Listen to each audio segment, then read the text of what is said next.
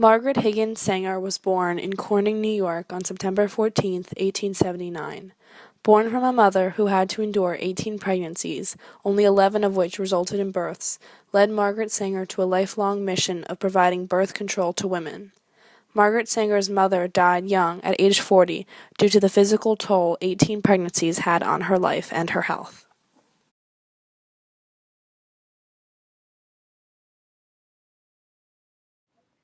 Margaret Sanger's early life was dedicated to receiving an education at Claveret College and Hudson River Institute in 1896. After graduating, she decided to study nursing at White Plains Hospital. 3 years after she began working as a nurse, Margaret married William Sanger and soon after had 3 children. Margaret went back to working as a nurse when her children were in school.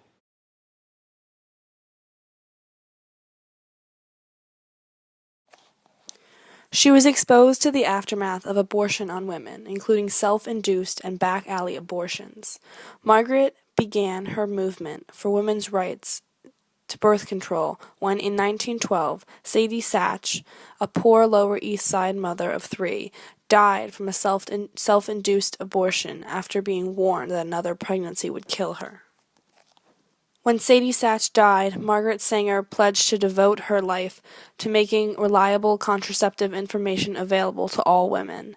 She wrote a column called "What Every Girl Should Know," in which she publicized women's rights to their own body.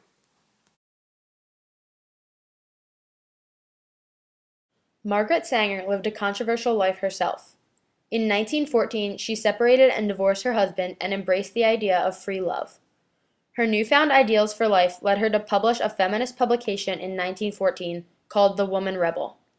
Margaret Sanger made it her life's work to change the public's attitude about women's rights and contraception. She went against controversial arguments on birth control, saying, quote, "No woman can call herself free who does not own and control her body.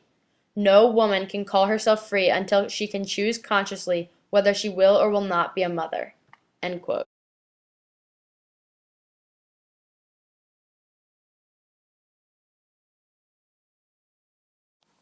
Because of the Comstock Act of 1873, laws in America prohibited the trade and circulation of contraception.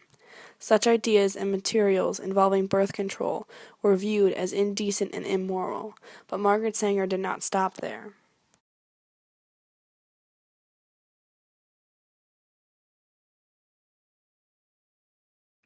In 1916, Margaret Sanger was arrested for opening the first birth control clinic in the United States and distributing information on contraception.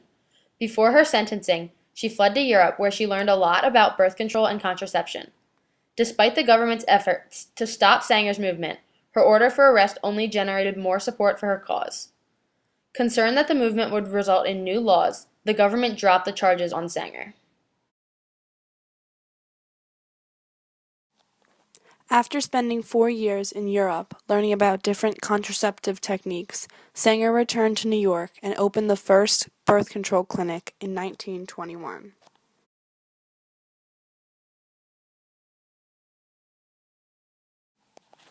She formed the American Birth Control League, which later turned into the Planned Parenthood Federation of America.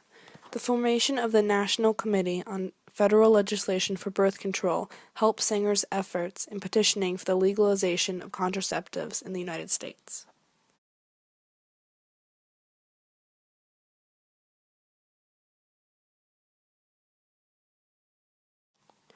She served as the president of the Planned Parenthood Federation until 1959 and lived to see the Supreme Court legalize birth control for married couples in 1965.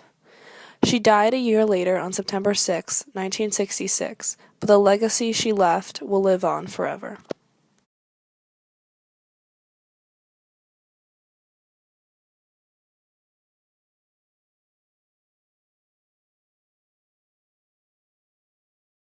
Margaret Sanger is regarded as the founder of the modern birth control movement.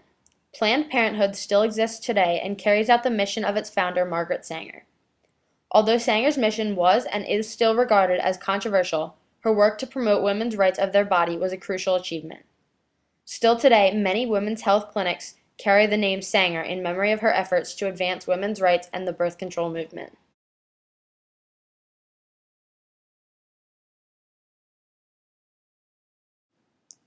Sanger is remembered today as a prime defender of women's rights to their body. Her legacy will never be forgotten.